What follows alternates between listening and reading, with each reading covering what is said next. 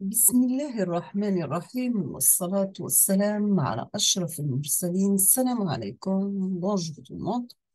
Aujourd'hui, on va voir ensemble un cours intitulé Les systèmes asservés linéaires et continus. Aujourd'hui, on va voir ensemble le chapitre numéro 1. On va voir des généralités sur les systèmes asservés. Comme toujours, on doit commencer par une introduction. Nous avons que le système de commande est un moyen par lequel toute quantité d'intérêt dans une machine, ou bien un mécanisme, ou bien un autre équipement est maintenu ou modifié selon une manière souhaitée. Prenons par exemple le système de conduite d'une automobile. La vitesse de l'automobile, c'est fonction de la position de son accélérateur.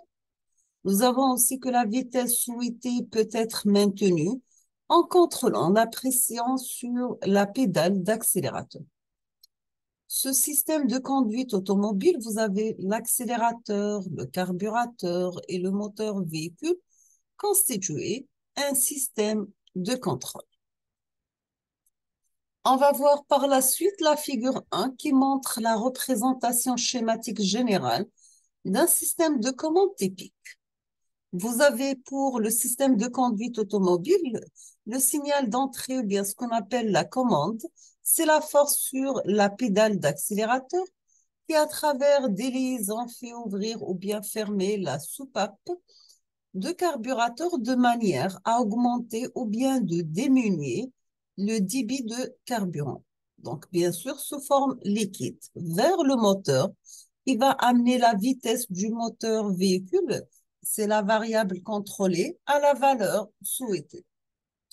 Donc, voici notre système de contrôle de base. Nous avons pour signal d'entrée la commande une force qui passe à travers le pédale d'accélérateur, liaison et carburant.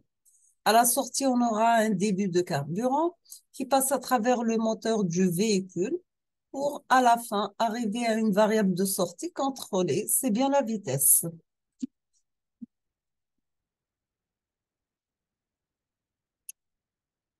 On passe deuxièmement à un aperçu sur l'historique du système de régulation.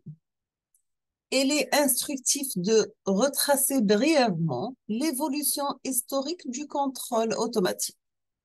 Dans cette section, nous allons donner un petit historique du développement des systèmes de commande en boucle fermée.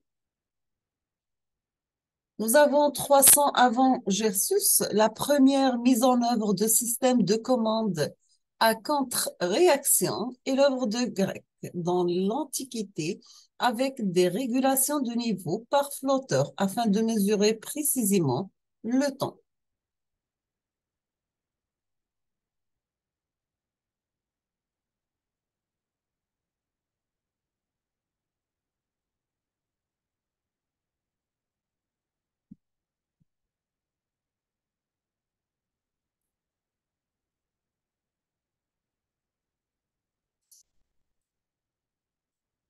Pardon? Nous avons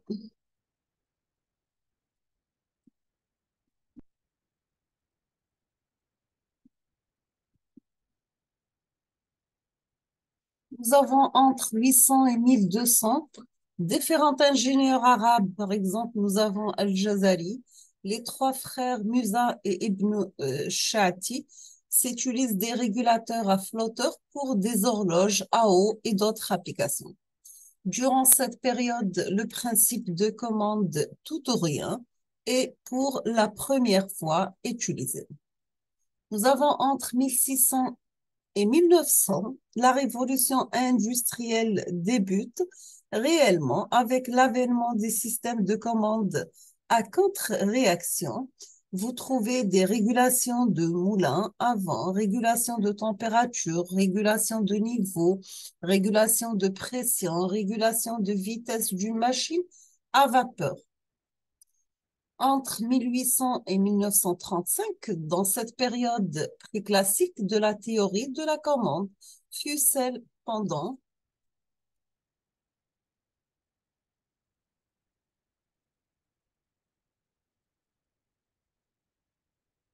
Donc, pendant laquelle les principales contributions furent d'ordre, nous avons des effets, des équations mathématiques en assistant à une mathématisation de la théorie de la régulation différentielle. Entre 1940 et 1960, nous avons la Deuxième Guerre mondiale à jouer le rôle de stimulant intellectuel, primordial pour le développement du système de commande et a donné naissance à la période dite classique. Là, on trouve l'analyse fréquentielle. Entre 1960 et 1980, vous avez la période moderne avec le développement de l'industrie aéronautique, etc. et l'industrie spatiale. On trouve que les techniques fréquentielles classiques ne suffisent plus et des techniques temporelles appropriées doivent être proposées. Vous trouvez la commande non linéaire, la commande optimale, la commande échantillonnée. Entre 1980 jusqu'aujourd'hui, nous avons l'introduction des capacités de calcul étendues et l'extension des logiciels de simulation et d'assistance à la conception s'est traduite par la réunification des théories classiques et modernes. On trouve l'intelligence artificielle, la commande robuste, etc.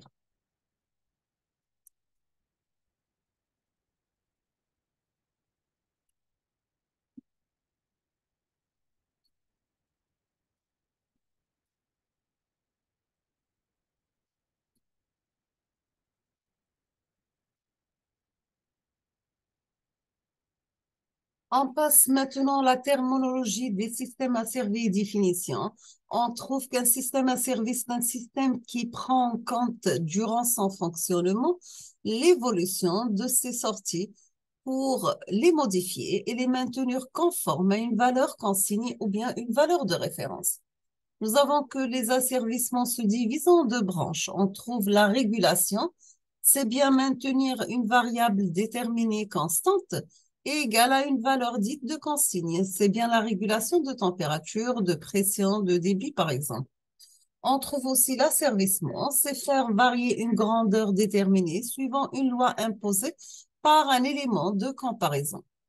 Par exemple, vous avez le suivi de trajectoire d'un missile, l'asservissement de position, etc.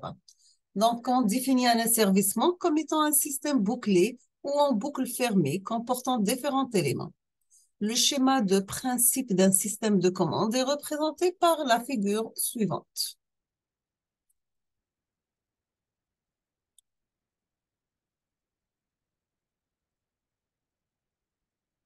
Donc, voici le système de contrôle de base. Vous avez 1, 2, 3, 4, 5, 6, 7 et 8 et A, B, C, D. On va voir leur définition. Concernant le A, c'est le sélecteur de référence.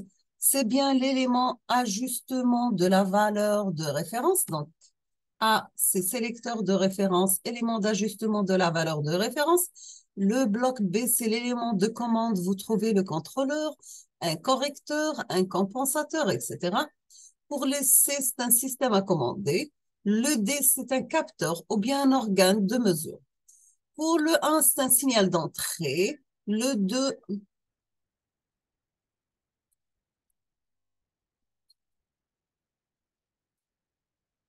c'est le signal de référence ou bien une entrée de référence.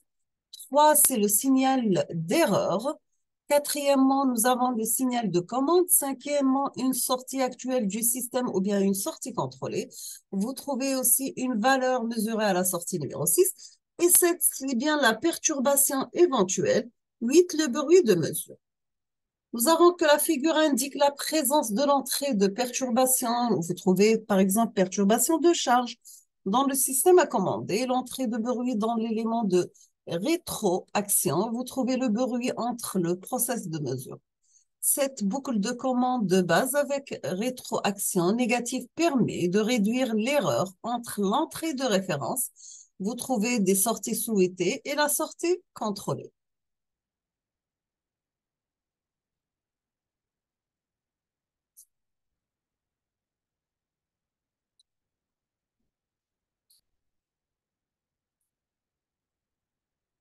Généralement, on trouve qu'un contrôleur est requis pour traiter le signal d'erreur. de telle sorte que le système global satisfasse à certaines spécifications de critères, certains de ces critères. On trouve premièrement la réduction de l'effet du signal de perturbation. Deuxièmement, réduction des erreurs en régime permanent. Troisièmement, les performances de réponse transitoire et de réponse en fréquence. Quatrièmement, la sensibilité au changement de paramètres. On trouve que la résolution du problème de contrôle à la lumière des critères ci-dessous impliquera généralement les étapes suivantes.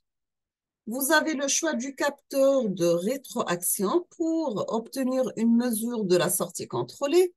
Deuxièmement, vous avez un choix d'un actionneur pour entraîner ou bien manipuler le système, comme bien ouvrir ou bien fermer une vanne, régler la tension d'excitation ou d'induit d'un moteur.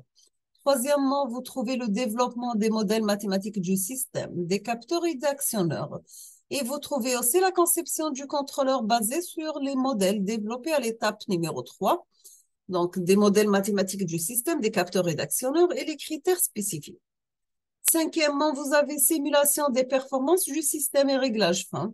Sixièmement, il faut répéter les étapes ci-dessous, c'est nécessaire, bien sûr. Et on termine avec construction du système ou de son prototype et faire les tests.